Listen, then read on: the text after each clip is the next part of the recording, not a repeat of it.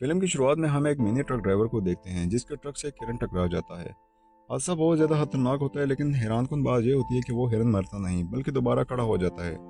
उसकी आंखों का रंग बदल जाता है, वो बिल्कुल नॉर्मल नहीं लगता। असल में वो उस ज़ोंबी वायरस से मुतासर हो चुका होता है जो पूरे इलाके में फैल चुका था।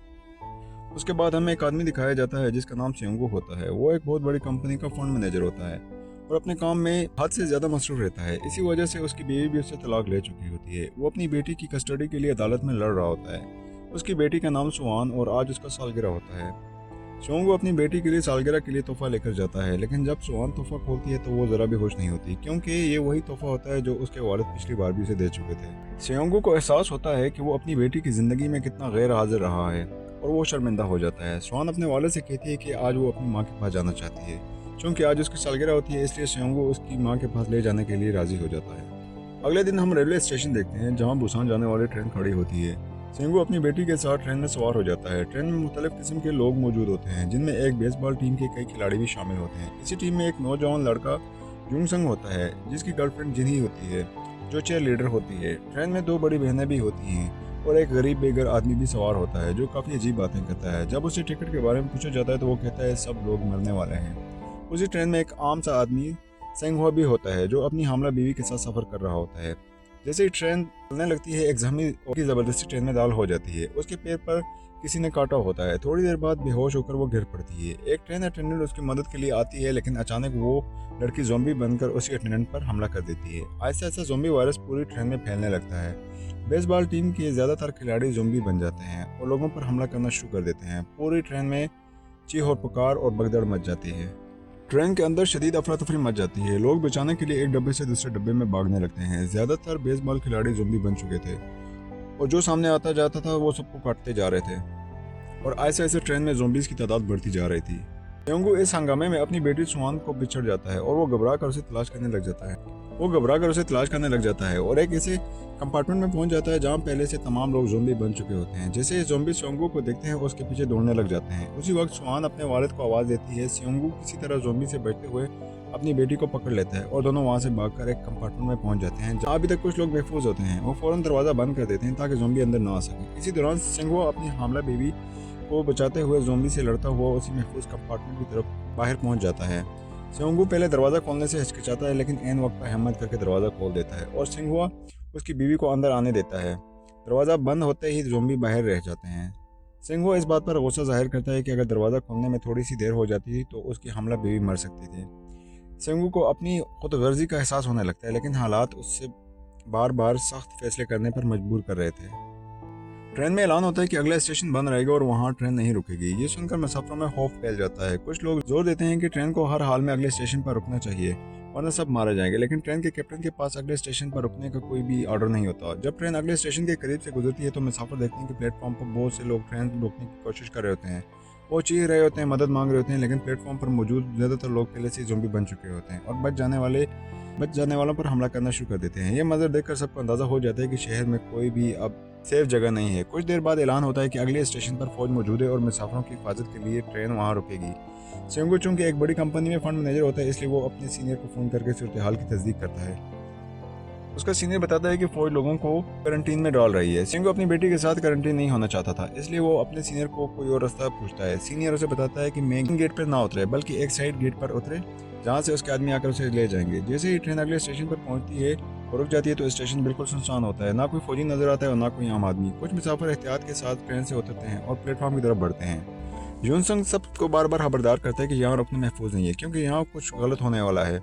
ट्रेन का कैप्टन भी इस बात की तस्दीक करता है कि अगर यहाँ फौज होती तो अब तक नजर आ चुकी होती। ज्यादातर मुसाफिर मेन गेट की तरफ बढ़ते हैं, लेकिन सोंगू अपनी बेटी के साथ एक अलग रास्ते की तरफ चल पड़ता है। जॉन अपने वाले से कहती है कि हमें बाकी लोगों को भी अपने साथ ले जाना चाहिए, लेकिन सोंगू उसे कहता है कि हमें सिर्फ अपनी जान की फिक्र करनी चाहिए। ये सुनकर सुआन रोते हुए कहती है कि इसी खुदगर्जी की वजह से मम्मी ने हमें छोड़ दिया है, क्योंकि आप सिर्फ अपने बारे में सोचते हैं। इसी दौरान मेन गेट की तरफ जाने वाले मुसाफिर अचानक फौजी ज़ॉम्बी देख लेते हैं। वो तमाम फौजी जो वहाँ मौजूद थे वो पहले से ही ज़ॉम्बी बन चुके थे। ये देखते ही प्लेटफॉर्म पर भगदड़ मच जाती है। कई लोग वहीं इन्फेक्टेड हो जाते हैं और बाकी जान बचाने के लिए इधर उधर भागने लग जाते हैं। सिंगू अपनी बेटी को बचाने की कोशिश करता है, लेकिन उसी वक्त ज़ॉम्बी उनकी तरफ बढ़ने लगते हैं। एन वक्त पर सिंगू आकर सिंगू और उसकी बेटी को बचा लेता है। किसी तरह बचे हुए लोग वापस प्लेटफॉर्म की तरफ भागने लग जाते हैं और गेट बंद कर देते हैं ताकि ज़ॉम्बी बाहर ना आ सके। प्लेटफॉर्म का गेट बंद करके लोग कुछ सुख का सांस लेते हैं, लेकिन ये सुकून ज़्यादा देर कायम नहीं रहता। ज़ॉम्बी मुसलसल गेट तोड़ने की कोशिश कर रहे होते हैं। लोग घबरा कर दोबारा ट्रेन की तरफ भागने लग जाते हैं ताकि अपनी जान बचा सकें। इसी दौरान कुछ नादान मुसाफिर गलत गेट खोल देते हैं, जिसकी वजह से ज़ॉम्बी ट्रेन के अंदर घुस आते हैं। ट्रेन के अंदर एक बार फिर चीहो पुकार मच जाती है। लोग एक दूसरे को धक्के देते हुए भागने लगते हैं और कई लोग ज़ॉम्बियों के हत्थे मारे जाते हैं।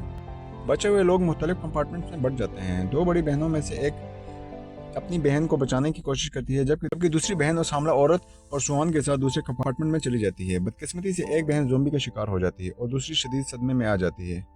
सियोंगू और सेंगहुआ और चंद दूसरे लोग एक और कंपार्टमेंट में फंस जाते हैं, जहां ज़ॉम्बी बहुत ज़्यादा होते हैं। अपनी जान बचाने के लिए सब टॉयलेट में छुप जाते हैं। वहाँ खौफ और खामोशी का आलम होता है। इसी वक्त यूसुफ, जो एक खुदगर्ज और डरपोक आदमी होता है, ट्रेन अटेंडेंट से लड़ झगड़ कर ट्रेन चलवा देता है।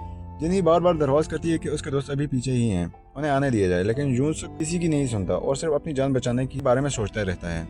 दूसरी तरफ सेंगहुआ और सियोंगू बाकी लोगों के साथ मिलकर दरवाज़ा पकड़ कर खड़े होते हैं ताकि ज़ॉम्बी अंदर ना आ सकें। जब ज़ॉम्बी जोर लगाते हैं तो दरवाज़ा टूटने के करीब आ जाता है और कुछ लोग खौफ के मारे दरवाज़ा छोड़कर भाग जाते हैं। इस भाग दौड़ में बेसबॉल टीम के बाकी बचे खिलाड़ी भी ज़ॉम्बी बन जाते हैं। सियोंगू और सेंगहुआ बड़ी मुश्किल से बचे हुए ट्रेन के अगले हिस्से की तरफ दौड़ते हैं, लेकिन तब तक ट्रेन चल चुकी होती है। जान बचाने के लिए वो खाली कंपार्टमेंट में छुप जाते हैं, जबकि ज़ॉम्बी उनके पीछे आ रहे होते हैं। हालात दिन ब दिन मज़ीद खौफनाक होते जा रहे होते हैं और सियोंगू फ़ोन के जरिए जॉनसन से रब्ता करता है और उसे बताता है कि उनके तमाम दोस्त या तो मर चुके हैं या ज़ॉम्बी बन चुके हैं। अब वो चंद बचे हुए लोग दूसरे कंपार्टमेंट में फंसे हुए हैं। इसके बाद सिंघुआ अपनी हामला बीवी को फ़ोन करता है और फ़ोन उठाते ही वो रोते हुए बताती है कि वो सुहान और बूढ़ी औरत के साथ एक और कंपार्टमेंट में छुपी हुई है, लेकिन इस कंपार्टमेंट में भी ज़ॉम्बी मौजूद होते हैं, इसलिए वो सब टॉयलेट में छुपे हुए हैं।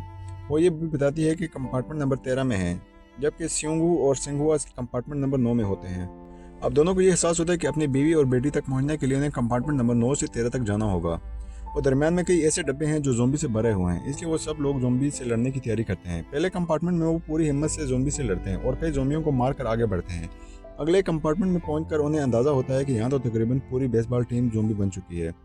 जूनसंग अपने दोस्तों की इस हालत को देखकर टूट सा जाता है, लेकिन लड़ने के सिवा और कोई रास्ता नहीं होता। जैसे ही वो आगे बढ़ने लगते हैं, अचानक ट्रेन एक्सीडेंट में दाखिल हो जाती है। पूरा डब्बा अंधेरे में डूब जाता है। उस वक्त उन्हें ये समझ आ जाती है कि ज़ॉम्बी अंधेरे में कुछ नहीं देख सकते। वो सब खामोशी से एक दूसरे को इशारे करते हैं और बगैर लड़े दबे पांव ज़ॉम्बी के बीच से निकल जाते हैं। सुरंग से निकलने के बाद रोशनी आते ही दोबारा लड़ने के बजाय होशियारी से अगले कंपार्टमेंट में दाखिल हो जाते हैं। सियोंगू एक नया मंसूबा बनाता है। वो अपना मोबाइल फ़ोन ज़ॉम्बी के बीच फेंक देता है और उस फ़ोन पर कॉल करता है। फ़ोन की आवाज़ सुनकर सारे ज़ॉम्बी उसी तरफ लपकते हैं और ये लोग दूसरी तरफ से चुपके से आगे निकल जाते हैं। आखिरकार सियोंगू अपनी बेटी सुहान से मिल जाता है और सिंघू अपनी बीवी से। दोनों बहुत ज़्यादा जज्बाती हो जाते हैं। कुछ लम्हों के लिए सबको लगता है कि शायद अब सब कुछ ठीक हो जाएगा, लेकिन जैसे ही सुरंग खत्म हो जाती है, रोशनी वापस आते ही ज़ॉम्बी उन्हें देख लेते हैं और दोबारा हमला कर देते हैं। सब लोग फ़ौरन टॉयलेट में छुप जाते हैं और अगली सुरंग का इंतजार करते हैं, क्योंकि उन्हें मालूम था कि अंधेरे में ही उनको बचने का आखिरी ऑप्शन है।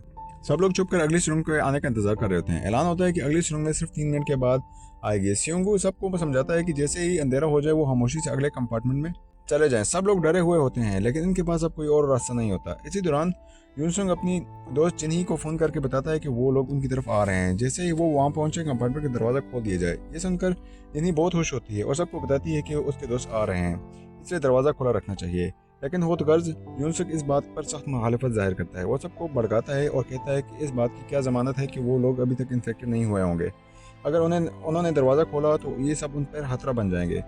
और उनकी बातों में आकर बाकी लोग भी दरवाज़ा खोलने से इनकार कर देते हैं। इधर जैसे ही सुरंग आती है, वो अंधेरा छा जाता है। सिंघुआ और बाकी लोग खामोशी से ज़ॉम्बी के बीच से आगे बढ़ जाते हैं, लेकिन बदकिस्मती से वो कंपार्टमेंट पार करने वाले ही होते हैं कि सुरंग खत्म हो जाती है और अचानक रोशनी आ जाती है। रोशनी आते ही ज़ॉम्बी उन्हें देख लेते हैं और हमला कर देते हैं। वो सब लोग दरवाजे के सामने फंस जाते हैं और अंदर मौजूद लोग डर के मारे दरवाज़ा नहीं खोलते।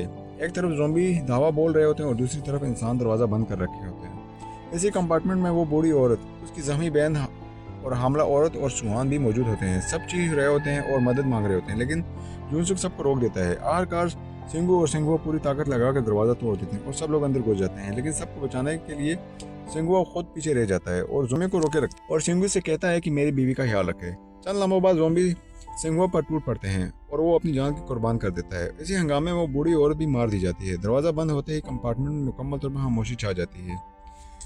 सिंघुआ की कुर्बानी पर टूट जाता है। वो जानता होता है कि अगर दरवाज़ा वक्त पर खुल जाता तो वो सब बच जाते थे। वो गुस्से से यूनसुक पर चीखता है और कहता है कि तुम्हारी खुदगर्जी की वजह से आज एक अच्छा इंसान मारा गया।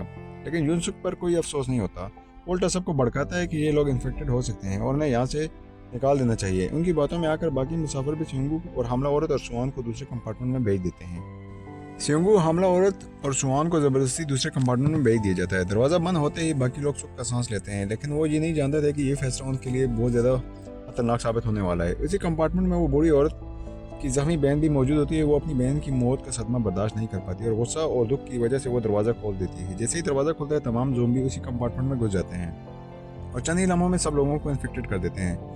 दूसरी तरफ ट्रेन एक स्टेशन पर जाकर रुक जाती है, क्योंकि आगे ट्रैक पर 2 ट्रेनें आपस में टकरा चुकी थी और रास्ता बंद हो जाता है। अब सबको आगे बढ़ने के लिए दूसरी ट्रेन पर जाना था। यूसुफ इसी दौरान एक ट्रेन अटेंडेंट के साथ टॉयलेट में छुपा होता है। अपनी जान बचाने के लिए वो अटेंडेंट को ज़ोंबी के दरमियान धकेल देता है और खुद भाग जाता है।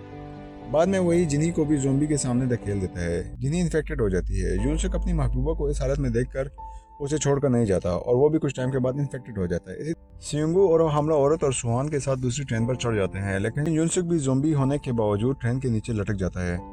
सियोंगू पूरी ताकत लगाकर उसे नीचे गिरा देता है ताकि दोबारा ट्रेन के अंदर ना आ सके। कुछ देर बाद सियोंगू को एहसास होता है कि यूसुफ ने उसे लड़ाई के दौरान काट लिया था। अब वो भी इन्फेक्टेड हो जाता है। वो जान जाता है कि उसके पास ज़्यादा वक्त नहीं है। वो फ़ौरन हमला औरत और सुहान को ड्राइवर कैबिन में ले जाता है और उन्हें ट्रेन चलाने के बेसिक तरीके बताता है। वो सुहान से कहता है कि बुसान पहुंचकर वो अपनी माँ के पास चले जाए और जब तक वहाँ ना पहुँचे इस आंटी के साथ रहे। सुहान बहुत ज़्यादा रोती है और अपने वालिद को छोड़ना नहीं चाहती, लेकिन सियोंगू जानता है कि अगर वो रुक गया तो वो ज़ॉम्बी बनकर अपनी बेटी को नुकसान पहुंचा सकता है। सियोंगू खुद को जंजीर से बांध लेता है, दरवाज़ा बंद करता है और आहिस्ता आहिस्ता ट्रेन से बाहर निकल जाता है। बाहर वो अपनी बेटी के साथ गुजारे हुए कुछ लम्हे याद करता है। उसकी पैदाइश, उसकी हंसी, उसकी आवाज़ और उनकी यादों के साथ ट्रेन से नीचे कूद जाता है। दूसरी तरफ सुहान शिद्दत से रो रही होती है। कुछ देर बाद ट्रेन बुसान पहुंच जाती है। सुहान और हमला औरत टनल से बाहर निकलते हैं, जहां फौजी पहले ही मोर्चा संभाले खड़े होते हैं। फौजी उन्हें देखकर फैसला नहीं कर पाते कि इंसान है या ज़ॉम्बी, इसलिए वो उन्हें गोली मारने ही वाले होते हैं। एंड इसी लम्हे सुहान वही गाना गाना शुरू कर देती है जो वो अपने वालिद को अपनी सालगिरह पर सुनाना चाहती थी। उसकी मासूम आवाज़ सुनकर फौजी समझ जाते हैं कि ये दोनों इंसान हैं। फ़ौरन फायर रोक देते हैं और उन दोनों को वहाँ से रेस्क्यू किया जाता है।